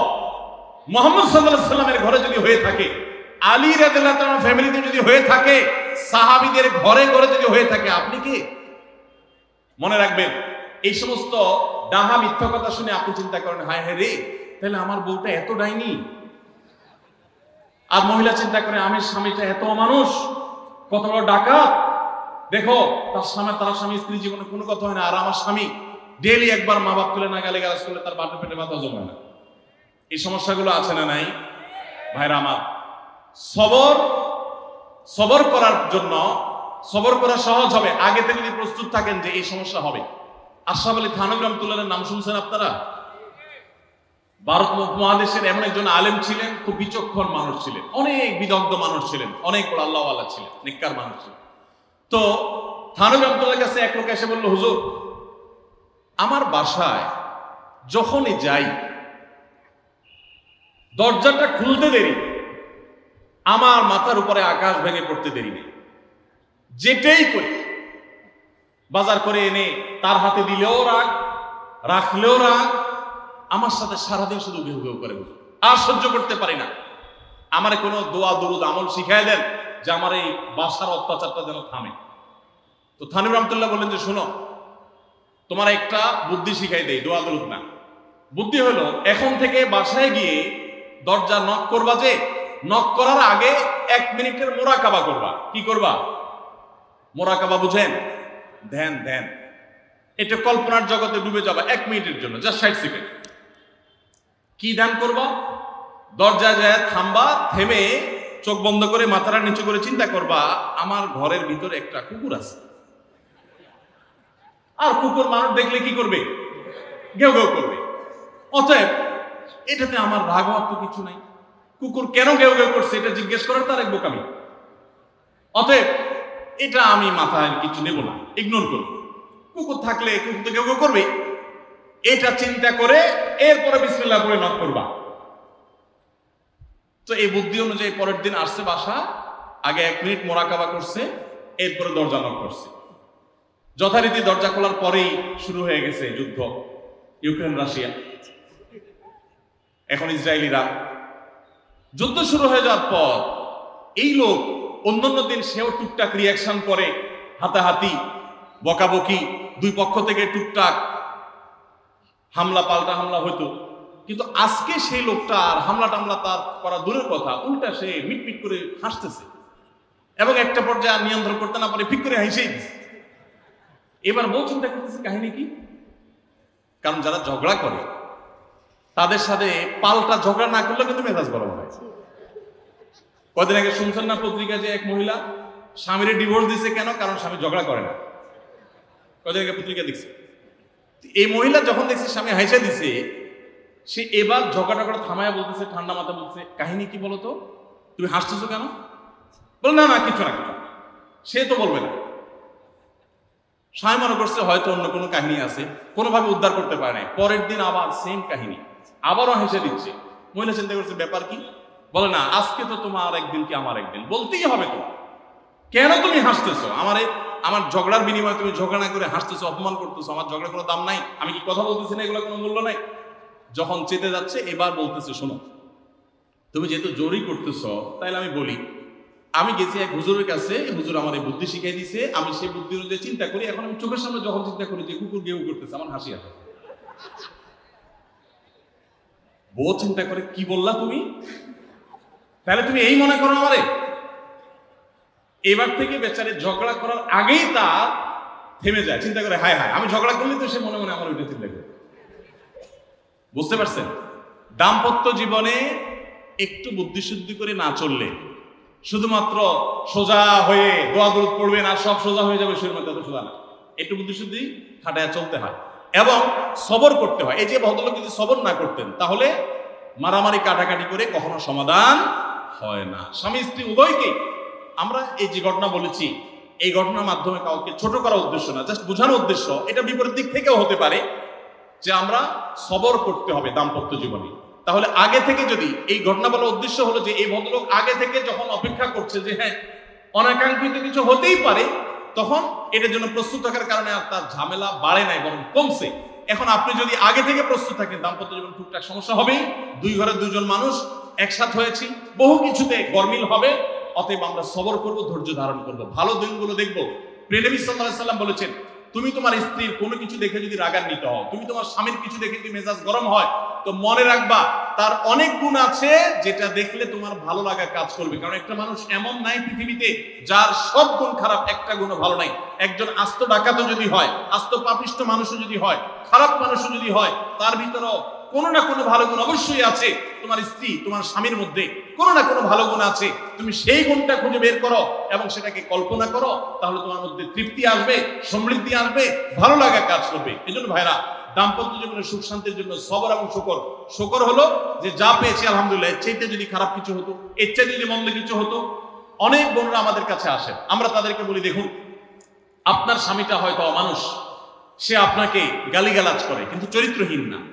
অনেকের স্বামীটা খুব ভদ্র কিন্তু চরিত্রহীন, ব্যবহার ভালো করে চরিত্রহীন, তাদের কষ্ট আপনার চাইতে কম না। অনেকের স্বামী খুব ভদ্র কিন্তু বেকার, 2 পয়সা কামাই করতে পারে না, সারাদিন ঘরে বসে বসে খায় আর শ্বশুরবাড়ি থেকে যৌতুক এনে না খায়, নিশ্চয় আপনি তার চাইতে ভালো আছেন। মানুষ এভাবে যখন ভালো দিকগুলো চিন্তা করবে, তখন তার ভিতরে শুকর আসবে। তাহলে দাম্পত্য জীবনে সুখ শান্তির জন্য তৃতীয় করণীয় হলো সবর এবং শুকরের চর্চা করা। আল্লাহ আমাদের সবাইকে তৌফিক দান। 4 নম্বর হলো স্বীকৃতি দিতে জানা। অনেক লোক আছে নিজেকে খুব শিয়ানা মনে করে, স্বামী হয়ে বউর তারিফ করতে রাজি না, বউ হয়ে স্বামীর তারিফ করতে। দাম্পত্য জীবনের সুখের কর্মকর্তা বড়, উনি বলেন যে মহিলাদেরকে বাজার করে খুশি করার মতো কঠিন কাজ আরেকটা খুব কম আছে। যারা সংসার করেন তারা জানেন। কারণ আমি একটা কথা প্রায় বলি, দুনিয়াতে বহু বুদ্ধিমান মানুষ আছে, বহু চালাক মানুষ আছে, কিন্তু একটাও চালাক বা বুদ্ধিমান স্বামী আছে বলে আমার মনে হয় না পৃথিবীতে। বুঝা ঠিক বলছে? বহু চালাক বুদ্ধিমান মানুষ দুনিয়াতে আছে, কিন্তু কোন চালাক বা বুদ্ধিমান স্বামী দুনিয়াতে। তার মানে কি? প্রত্যেকটা বউয়ের কাছে তার স্বামীটা হলো আস্ত বেকুব। যত বড় শিক্ষিত হোক, যত বড় রাজনীতিবিদ হোক, যত বড় মাথালা হোক, যত বড় শেয়ানা হোক, যত বড় ব্যবসায়ী হোক, বউয়ের কাছে বউগুলা, সব বউরা, মহিলারা মনে করে কি এই বেটা বেকুব। ম্যাক্সিমাম ক্ষেত্রে এটার ভিতরে আলাদা একটা আনন্দ আছে। বউয়ের কাছে বেশি শেয়ানা সাজার ভিতরে বেশি আনন্দ নাই। পরিবারের কাছে বেশি শেয়ানামি করতে হয় না, সেখানে বোকা সাজার ভিতরে একটা আনন্দ আছে। যাই হোক, তো ওই যে ভদ্রলোকের কথা বলছিলাম, বাজারের কথা বলছিলাম, যে বাজার করে মহিলাদের খুশি করা খুব কঠিন। আপনি গোশত কিনেন, মাছ কিনেন, যাই কিনেন, তারা খুব কমই সন্তুষ্ট থাকে বেশিরভাগ ক্ষেত্রে। সব মেয়েদের কথা বলছি না। কেন সন্তুষ্ট থাকে না? কারণ তারা আশা করে আরো কম দামে কিনবেন, আরো কম দামে কিনবেন। আপনি জিতে গেলে তারা খুশি, হেরে গেলে আপনারা বকা দিবে সে। তো এক সরকারি কর্মকর্তা, বড় কর্মকর্তা, আমাকে বলতেছিলেন যে দেখেন, আমি সারা জীবন বাজার করি আর বইয়ের বকা শুনি। আমি চলে যাওয়ার পর আমার অফিসের একজন কেরানি আছে, তাকে দায়িত্ব দিছি বাজার টাজার করার জন্য। এই লোক বাজার করার পর আমার বউ বিরাট খুশি, বলে যে তার নাম ধরে বলতেছে, অমুক বাজার করলে প্রতিদিন ঠিক মতো বাজার করে, দাম দর ঠিকঠাক থাকে, মাপজোক সব ঠিকঠাক থাকে, তোমার প্রতিদিন ধরায় দেয়, দোকানদার কমায় দেয়। 2 কেজির গোশত আমার কাছে মনে হয় 1.5 কেজি দিছে, ওজন কম দিছে মনে হয়, নজরে পড়বে না। তো লোকটা বলে যে আমার খুব সন্দেহ হলো, একই দোকান থেকে আমিও আনি সেও আনে, আর আমার তো ঠকানোর কথা না, পরিচিত দোকানদার। তাহলে মহিলা এই কথা বললো, তার ব্যাপারে কাহিনীটা কি? তারা ডেকে বলছে, বলো তো কাহিনী কি, সিক্রেটটা কি? তো লোকটা বলতেছে যে স্যার, সত্য বলতে কি, আমি গোশত 3 কেজি কিনলে ম্যাডামকে বলতাম 2 কেজি, 1000 টাকা কিনলে ম্যাডামরা বলতাম 500 টাকা। টাকা তো আপনি দিবেন, আপনার সাথে বোঝাপড়া হবে, কিন্তু আমি জানি বাসায় এটা বললে বউরা খুশি থাকে। তো এই জন্য আমি একটু কমায় কমায় বলি দাম, আর জিনিস কমায় কমায় বলি। তখন সে প্রতিদিন 2 কেজি মাংস যেটা দেখে আপনি আনেন, আজকে দেখে যে সে 1 কেজি মাংস ওই পরিমাণ, তখন সে তো খুশি হবেই স্যার। তখন ওই লোকটা বলছে, দেখেন সে এইটা করে আমার গোটা সংসারে আগুন ধরায় দিচ্ছে। তো এইভাবে মিথ্যা কথা বলা কিন্তু জায়েজ নাই। কোন মিথ্যা কথা বলা জায়েজ আছে? ধরেন আপনি আপনার বউরে বললেন, দেখো তুমি চাঁদের চাইতেও সুন্দর। কিসের চাইতে সুন্দর? ভাই চাঁদের চাইতে উজ্জ্বল মানুষ হয় সম্ভব? ডাহা মিথ্যা কথা না? কিন্তু এই মিথ্যা কথা বলা কি আছে? জায়েজ আছে। সৌদি আরবের একজন আলেম ডক্টর আয়েজ আল কারনি, মুসলিম বিশ্বের সবচেয়ে জনপ্রিয় আলেমদের মধ্যে একজন, ওনার একটা বক্তব্য আমি শুনেছি, অত্যন্ত চমৎকার কথা বলেন এবং দারুণ দারুণ টিপস দিয়ে থাকে। উনি বলেন যে একটা ইউনিভার্সিটি প্রোগ্রামে স্টুডেন্টদের সামনে উনি বলছিলেন যে আমি একবার একটা আইডিয়া দিয়েছি দাম্পত্য জীবনের সুখ শান্তির জন্য। বলেন যে এটা ইমপ্লিমেন্ট করে অনেকেই সুফল পেয়েছেন, আমাকে ব্যক্তিগতভাবে জানিয়েছেন। টিপসটা কি? টিপসটা হলো উনি বললেন যে বাসায় ঢুকে মাঝে মধ্যে, সবসময় করলে আবার মাইর খাবেন, যখন দেখবেন বউয়ের মুড টুট ভালো আছে, বাসায় ঢুকে আস্তে করে লাইটের সুইচটা অফ করে দিবেন। তখন বউ, কি ব্যাপার লাইট বন্ধ করলা কেন? তখন বলবেন যে দেখো বাসায় আসলে তোমার চেহারার উজ্জ্বলতা থাকলে আর এই লাইটটাকে দরকার হয় না। মহিলা ধরে ফেলবে যে আপনি পাম্পটে দিচ্ছেন, বাতাস দিচ্ছেন, কিন্তু পাম্প যাকে দেন সে যতই বুঝুক না কেন কিছু না কিছু কাজ হয়, কিছু না কিছু।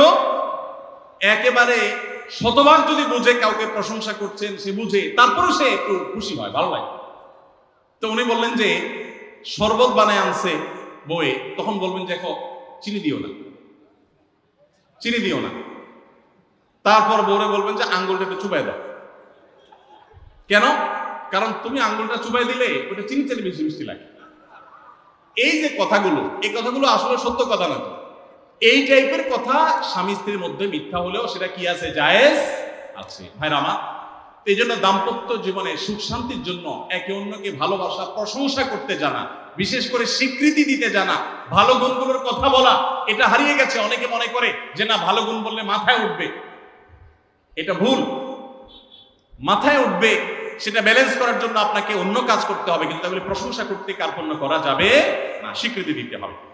5 নম্বর হলো দাম্পত্য জীবনের সুখ শান্তির জন্য একে অন্যের যে কনসার্নের জায়গাগুলো আছে, ইস্যুগুলো আছে, এগুলোকে মাথায় রেখে চলতে হয়। যেমন আপনি স্বামী হিসাবে বউয়ের বাপের বাড়ির মানুষদের বদনামি থাকলেও করবেন না। তারা কৃপণ, তারা অনেক সমস্যা আছে, এগুলো থাকলেও বউয়ের কাছে করবেন না। কারণ কোনো মেয়ের কাছে নিজের বাপ মা, নিজের ভাই বোনের কোনো দোষ শুনতে ভালো লাগে। আপনি তার কাছে বললে সমাধান হবে না, তো বরং অশান্তি বাড়বে। তাহলে কি লাভ? আপনি এগুলো ভেতরে ভিতরে রাখেন, সবকিছু বলতে চান না। এবং তাদের পারলে আরো প্রশংসা করেন যে আমার শাশুড়ির রান্নাটা খুব ভালো, মাশাআল্লাহ, আমার শ্যালকের এই গুণটা খুবই ভালো, আমার শ্যালিকার ওই গুণটা ভালো। যত বেশি তার বাপের বাড়ির তারিফ করবেন, দেখবেন যে আপনার ঘর পুরাই শান্তি। ঠিক একইভাবে মা বোনরা যারা আছেন, তারা স্বামীদের দুর্বল পয়েন্টগুলোকে মাথায় রাখবেন। যে কথা বললে স্বামী স্ত্রী উভয় জানেন যে যেটা বললে তার মনে কষ্ট হয়, সেটা তাকে বলবেন না। অনেক মহিলা আছে বাহিরের রান্নার তারিফ শুনলে তার মাথা নষ্ট হয়ে আছে না নেই, যে ঘরে এসে বাইরের রান্নার তারিফ শুনতে চাই না। তাহলে বাইরের রান্না ভালো হইলেও এগুলোকে ভালো বলবেন না, চুপচাপ থাকবে, মিথ্যা বলার দরকার নেই। তাহলে এই বিষয়গুলো মাথায় রেখে চলা, যে কি বললে তার কষ্ট হয়, ইনশাআল্লাহ এতে দাম্পত্য জীবনে সুখ শান্তি হবে। এর পাশাপাশি 6 নম্বর হলো সময় দেওয়া। আজকাল দাম্পত্য জীবনের সবচেয়ে বড় সমস্যা হলো, তরুণ বন্ধুরা ভালো করে শুনে রাখেন, বিয়ে যারা করবেন ভবিষ্যতে আরো ভালো করে শুনে রাখেন, এই মোবাইল ফোন আমাদের দাম্পত্য জীবনকে ধ্বংস করার অন্যতম কারণ। অতএব আল্লাহর ওয়াস্তে মোবাইলগুলোকে নিয়ন্ত্রণ করেন, মোবাইলগুলোকে নিয়ন্ত্রণ করেন। বাসায় ঢোকার আগে মোবাইলের গলা চেপে বন্ধ করেন, এরোপ্লেন মুড করেন। ফ্যামিলিকে একান্তে কিছু সময় দেন। সারাক্ষণ খাচ্ছেন মোবাইল টিপতে টিপতে, ওই যে কৌতুক আছে না, যে মোবাইল টিপতে টিপতে খাচ্ছে, খায়া ডায়াল মনে করে পানি ঢেলে নিছে পাতে, খাওয়ার সময় এবার চিন্তা করতে বলতেছে যে কি দিয়ে রান্না করছো, লবণ দাও না ঢেলে, আসলে ঢেলে নিছে কি পানি। তো মোবাইল টিপতে টিপতে যদি মানুষ সংসারে স্বামী স্ত্রী একে অন্যের সাথে সময় কাটায়, তাহলে দাম্পত্য জীবনে অশান্তি নিশ্চিত। যত অশান্তি এবং যত ঝগড়া, যত ভুল বোঝাবুঝি আমাদের ফ্যামিলিগুলোতে হয়, এর অন্যতম প্রধান কারণ হলো এই মোবাইল এডিকশন, মোবাইল আসক্তি। স্বামী বলেন স্ত্রী বলেন উভয় একান্তে স্বামী স্ত্রী বাসা বাড়িতে অবস্থান যতদিন করবেন, ব্যবসা বাণিজ্য কাজ কাম আল্লাহর হস্তে, এগুলো সব জমা রেখে তারপর স্বামী স্ত্রী এক অন্যকে সময় দিবেন, ইনশাআল্লাহ দাম্পত্য জীবনে সুখ শান্তি আসবে। 7 নম্বর পয়েন্ট হলো, যেটা আমি একটু আগে বলে ফেলেছি, সেটা হলো অন্যের সুখের মিথ্যা গল্প শুনতে যাবেন না। অর্থাৎ আপনার কাছে কেউ যদি বলে দোস্ত বলিস না, তোর ভাবি তার রান্না তার আচরণ, এই যে গল্পগুলো দিবে না, এগুলো শুনবেন না। সাথে সাথে বলবেন যে বেটা হয় চাপাবাজি করতেছে, আর না হলে শয়তান এগুলো আমাকে শোনাচ্ছে আমাকে অশান্তি সৃষ্টি করবার জন্য। মহিলাদের ক্ষেত্রে এটা প্রযোজ্য, যে অনেক মহিলা এসে বলবে ভাবি আপা কি বলবো, আর আপনার ভাই এত কেয়ারিং, কি যে যত্ন করে আমারে, আমার দিক খুব খেয়াল রাখে, একটু সমস্যা হতে দেয় না, বাইরে গেলে একটু পর পর ফোন দিয়ে মেসেজ দিয়ে খবর নেয়। বুঝবেন যে সাক্ষাৎ শয়তান হাজির হয়ে গেছে। এই লোক হয়তো সৎ উদ্দেশ্যে বলছে, কিন্তু শয়তান তাকে দিয়ে বলাচ্ছে আপনাকে অশান্তিতে ফেলার জন্য। মনে রাখবেন, যারা নিজেদের তারিফ করে তারা হয়তো পজিটিভ মানুষ দেখে তারিফ করে, তাদের সংসারে এমন এমন অশান্তি হয় যেগুলো হয়তো আপনাদের হয় না, শুধুমাত্র শয়তান ওইগুলো আপনার সামনে হাজির করছে। খবরদার, ওইগুলো দেখে খুব সহজে একে অন্যের প্রতি জাজমেন্ট করতে যাবেন না। তাহলে দাম্পত্য জীবনে সুখ শান্তির জন্য অন্যের সুখের মিথ্যা গল্প শুনতে যাবেন না। যদি সত্য গল্প হয় তবুও মনে রাখবেন যে হয়তো সে একটা দিক তুলে ধরছে, তাদের আরো চ্যাপ্টার আছে সেটা তারা তুলে ধরছে না, তাদের চাইতে আমরা আলহামদুলিল্লাহ কম সুখে নেই। নিজেদের পজিটিভ গুলো দেখার চেষ্টা করবেন। 8 নম্বর, ক্ষমা করতে শেখা। দেখুন, ক্ষমা করতে না পারলে দাম্পত্য জীবনে কেন, কোন জীবনে আপনি কখনো সুখী হতে পারবেন না। সবকিছুকে অনেক বড় করে দেখবেন না, অনেক কিছুকে ক্লোজ করবেন, ছোট করবেন। এবং মনে রাখবেন আল্লাহ তাআলা ক্ষমাশীলকে ভালোবাসেন। কোরআনে আল্লাহ তাআলা একাধিক জায়গা বলেছেন যারা ক্ষমা করে আল্লাহ তাদেরকে ভালোবাসেন। আপনি যদি বলেন যে কতবার ক্ষমা করব, যতবার আপনি আল্লাহর কাছে ক্ষমা আশা করেন, আপনি আপনার স্ত্রীকে, আপনি আপনার স্বামীকে, আপনার জীবন সঙ্গীকে, যে কোনো মানুষকে ততবার ক্ষমা করবেন। আপনি জীবনে একই পাপ কতবার করেন, আল্লাহ মাফ করবেন আশা করেন না? তাহলে আপনার আল্লাহর বান্দাকে কেন আপনি ক্ষমা করবেন না? বিধায় ক্ষমা করা এটা শিখতে হবে। কখনো কোনো ভুল হয়েছে বুঝতে পারলে পণ্ডিতি না করে সাথে সাথে ভুল স্বীকার করা জানতে হবে, যে হ্যাঁ এটা আমি ভুল করেছি। হ্যাঁ, এটা স্বীকার করলে সে একটু মাথায় উঠে যাবে, সে একটু লাইভ পেয়ে যাবে, বাট কিন্তু এটা একটা ভালো গোল, পরবর্তীতে এটাকে ব্যালেন্স করতে পারবেন অন্যভাবে। ভুল স্বীকার করবেন। মেয়েদের সাথে বিশেষ করে যখন ঝগড়াঝাটি হয়, কোনো কিছু হয়, মনে করেন ঝগড়া তুমুল আকারে চলে গেছে, এখন আপনার স্ত্রী আপনার মৃত্যুদণ্ড জারি করবেন, জাস্ট এটা বাকি আছে। এই টাইমটাতে আপনি যদি চান যে এই রাগের পারদকে পাতাল থেকে মুহূর্তের ভিতরে, আমি আকাশ থেকে মুহূর্তের ভিতরে পাতালে নামায় আনবো, আগুনের সাথে সাথে পানি করব, একটা বুদ্ধি, একটা কাজ করবেন, সাথে সাথে পানি হয়ে যাবে। সেটা কি? এতক্ষণ যা তর্ক করছেন, এখন বলেন যে আসলে তুমি ঠিক বলছো, আমারটা ভুল, ব্যাস দেখবেন যে আগুন পানি হয়ে গেছে সাথে সাথে। তো ভুল স্বীকার করতে পারে, এটা শুধু স্বামীরা না, স্ত্রীদের ক্ষেত্রে একই কথা প্রযোজ্য। এটা অনেক বড় একটা গুণ, বিশেষ করে ক্ষমা করতে পারা। ক্ষমা করতে যারা পারে না তাদেরকে আল্লাহ ভালোবাসেন না। আল্লাহ তাআলা বলেছেন যে আল্লাহ তাআলা ক্ষমাশীল মানুষদেরকে ভালোবাসেন। এটা আমরা ক্ষমা করতে শিখবো ইনশাআল্লাহ। 9 নম্বর হলো, শয়তান যে সমস্ত জায়গাতে ধোঁকা দেয় এই জায়গাগুলোকে ক্লিয়ার রাখা। যেমন একটা পয়েন্ট বলি, স্বামী স্ত্রীর মধ্যে কিছু কিছু জিনিস প্রাইভেট থাকতে পারে। আপনার স্ত্রী আপনার শ্বশুরবাড়িতে ফোনে কথা বলেছে, কি বলেছে, আম্মা তোমার সাথে কি বলেছে, তোমার আব্বা কি বলেছে, তোমার ভাই কি বলেছে, ব্যক্তিগত বিষয়গুলো খুব বেশি খোঁচাখুচি করে জানতে যাবেন না। এগুলো জানতে গেলে অশান্তি হবে। এবং অনেক সময় দেখা যেতে পারে কোনো কিছু দেখে আপনার সন্দেহ হয়েছে, তাহলে এটা পেটের ভিতর রাখবেন না। আবার খারাপ ভাবে উপস্থাপন না করে সুন্দরভাবে উপস্থাপন করুন যে আমার কাছে এরকম মনে হয়েছে, তাতে সাময়িক ঝগড়া হোক, কিন্তু আপনি ক্লিয়ার হয়ে যাবেন এবং নিজেদের মধ্যে কোনো ঝামেলা থাকবে না। শয়তান বিশেষ করে ওয়াসওয়াসা, কুমন্ত্রণা, সন্দেহের রোগ দিয়া দাম্পত্য জীবনে সবচেয়ে বেশি অশান্তি তৈরি করে। এজন্য সন্দেহকে কোনো স্থান দিবেন না। যখনই সন্দেহ আসবে বুঝবেন যে শয়তান এটা সৃষ্টি করছে। সর্বশেষ 10 নম্বর হলো, শাসন করার যদি কখনো দরকার হয়, স্বামী হোক আর স্ত্রী হোক বা সাধারণ মানুষের ক্ষেত্রে এটা প্রযোজ্য, রাগের মাথায় কখনো শাসন করবেন না। শাসন করতে হলে মাথা গরম হয়ে গেছে, একটু সবর করবেন, ঠান্ডা মাথায় শীতল মাথায় তারপরে শাসন করবেন। যখন রাগ উঠছে তখন কিছু বলতে যাবেন না। আপনার রাগ উঠছে আজকে, আপনি নিয়ত করেন আগামী 24 ঘন্টা পর এটার আমি বিচার করব, একটা বিহিত করব, এটার আমি কিছু একটা করে ছাড়বো। 24 ঘন্টা টাইম নেন, ইনশাআল্লাহ আপনি নিশ্চিত থাকেন 24 ঘন্টা পর যদি আপনি এটা নিয়ে বসেন, তাহলে আপনার এই বসাটা অনেক বেশি হবে ন্যায়সঙ্গত। এটাতে কোনো প্রকার সীমালঙ্ঘন থাকবে না, রাগের চোটে অন্যায় আচরণ হবে না, জুলুম হবে না, বাড়াবাড়ি হবে না, যথাযথ শাসন হবে। যে কোনো মানুষের ক্ষেত্রে এটা প্রযোজ্য। আপনার একটা ছেলে এমন কোন অন্যায় কাজ করছে, আপনি এখন তাকে মাথা হট হয়ে গেছে, এখন শাসন করতে গেলে জুলুম হয়ে যেতে পারে। একটু সবর করেন, সময় নেন, দেখবেন রাগটা প্রশমিত হয়ে লেভেলে চলে আসছে। এরপর যদি শাসন করেন দেখবেন জুলুম হবে না। তো স্বামী স্ত্রী উভয়ের ক্ষেত্রে একই কথা প্রযোজ্য। ঝগড়া যখন করতে মন চায়, মেজাজ যখন গরম হয়, তখন না করে একটু পরে করেন। আমি সৌদি আরবে প্রবাসে যখন ছিলাম, আমি দেখেছি অনেক বাংলাদেশি ভাইরা, তখন নেটের এত বেশি প্রচলন ছিল না, তারা মোবাইলে একটার পর একটা কার্ড রিচার্জ করতো 50 রিয়াল 100 রিয়াল দিয়া। কেন? শুধুমাত্র বউয়ের সাথে ঝগড়া করার জন্য। কিসের জন্য? কারণ কথা বলতেছে, মনে করেন কোন একটা বিষয় নিয়ে তুমুল বিশ্বযুদ্ধ বেঁধে গেছে দুজনের, এখন এই পাশ থেকে ওই পাশ থেকে কথা চালাচালি ঝগড়াঝাটি চলতেছে, চিল্লানি চেঁচামেচি, হঠাৎ করে লাইন কেটে গেছে, ব্যালেন্স শেষ, দৌড় দিয়ে চলে গেছে দোকানে, এই তাড়াতাড়ি একটা কার্ড দেন ভাই, তাড়াতাড়ি রিচার্জ করতেছে। কেন? তাকে এখন কি করতে হবে? অসমাপ্ত ঝগড়ার সেকেন্ড ইনিংস শেষ করতে হবে। আবার কার্ড শেষ হয়ে যাচ্ছে, ইনিংস ঘোষণা হয়ে গেছে, আবার যায় সে কার্ড রিচার্জ করে থার্ড ইনিংসে ঝগড়া করছে। কত বড় বেকুব চিন্তা করে, কত বড় নির্বুদ্ধিতা। এই ঝগড়াটা স্বামী স্ত্রী দুই জায়গায় থাকেন, ফোনে যদি ঝগড়া হয়, আমি বুদ্ধি দেই যে ফোনটা যখনই দেখলেন যে ঝগড়া শুরু হয়ে গেছে, তখন সাথে সাথে মোবাইলটা অফ করে পাবেন। অফ করে 3 দিন মাত্র রাখেন, অন্য একটা নাম্বার বাটন ফোন দিয়ে আপাতত অফিসের কাজ কাম ছাড়েন, আর বইয়ের সাথে যোগাযোগের নাম্বারটা 3 দিনের জন্য বন্ধ রাখেন। 3 দিন পরে মোবাইলটা আস্তে করে ওপেন করেন। এবার নিয়তি করেন যে ঝগড়া এটাই হবে। বরে বলবেন, দেখো তোমার সাথে ঝগড়া এখানে এই পর্যন্ত থামতেছে, আমরা এখান থেকে আবার শুরু করবো ইনশাল্লাহ 3 দিন পর। 3 দিনের বিরতি দিচ্ছি, যুদ্ধ বিরতি, যথারীতি 3 দিন পরে আমরা আবার শুরু করব। 3 দিন পরে যদি শুরু করেন, আমি তো দায়িত্ব নিয়ে বলতে পারি, লিখিত দিতে পারি আপনাকে, 3 দিনের পর যখন আবার নতুন করে শুরু করবেন, ইনশাআল্লাহ দেখবেন আগের ঝগড়ার যে দুইজনের একজনেরও আর কিছুই নেই। এখন বউরে যদি বলেন 3 দিন পরে ফোন দিয়া বলেন, হ্যাঁ বলো তুমি জানি কি বলতেছিলাম, দেখবেন যে আর কথা খুঁজে পায় না।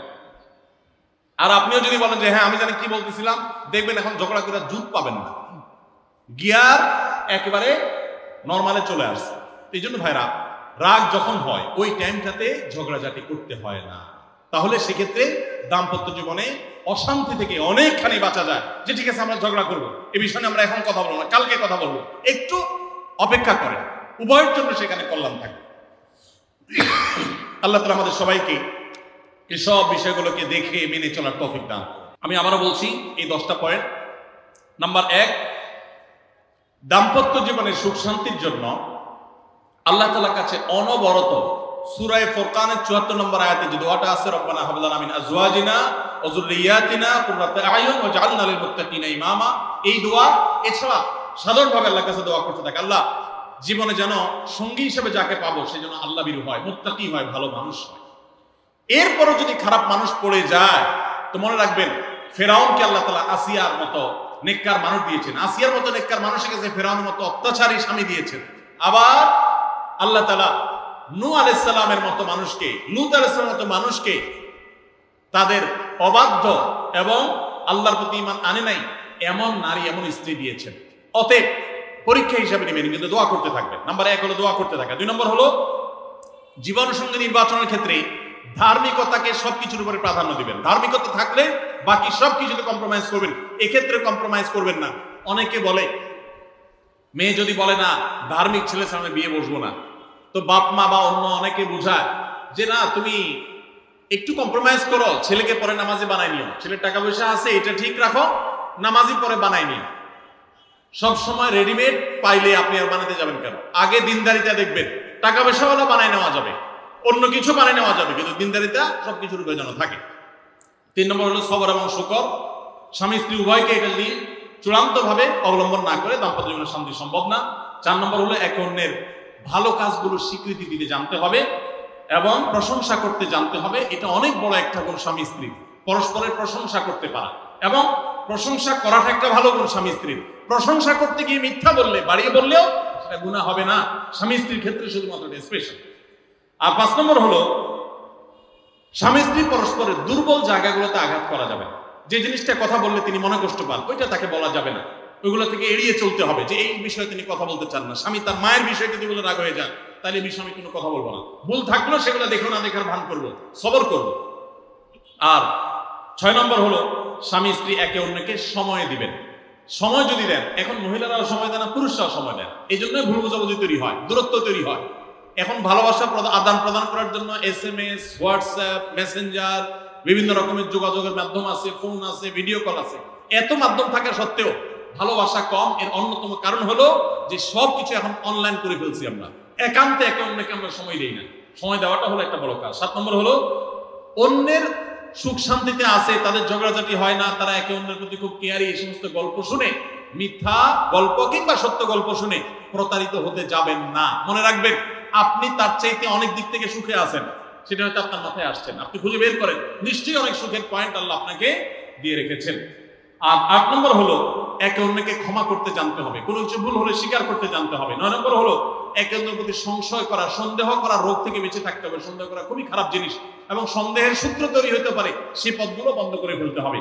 আর 10 নম্বর হলো যদি একে অন্যের কোনো ভুল সংশোধন করতেও হয়, রাগের মাথায় সেটা করা যাবে না, বরং ঠান্ডা মাথায় করতে হবে। ঠান্ডা মাথায় যখন একটু ফ্রেশ হবেন, নরমাল হবেন, তারপরে করতে হবে ইনশাআল্লাহ, তাহলে ব্যালেন্স হবে এবং জুলুম হবে না। আল্লাহ তাআলা আমাদের সবাইকে সুখী দাম্পত্য জীবন নসিব করুন, আমিন। আমাদের দাম্পত্য জীবনের সুখ শান্তির উপরে আমাদের জান্নাত অনেকখানি নির্ভর, আমাদের জাহান্নাম থেকে মুক্তি অনেকখানি নির্ভর। কারণ দিনদার জীবন সঙ্গী সঙ্গিনী না হলে, জীবন সঙ্গী সঙ্গিনী মুত্তাকি না হলে জান্নাতের পথের যাত্রাটা অনেক কঠিন হয়ে যায়। এই জন্য পরস্পরের জন্য দোয়াও করতে থাকবো, চেষ্টাও করতে থাকবো। আল্লাহ তাআলা আমাদের সবাইকে সেই তৌফিক দান। জাযাকুমুল্লাহ খাইরা।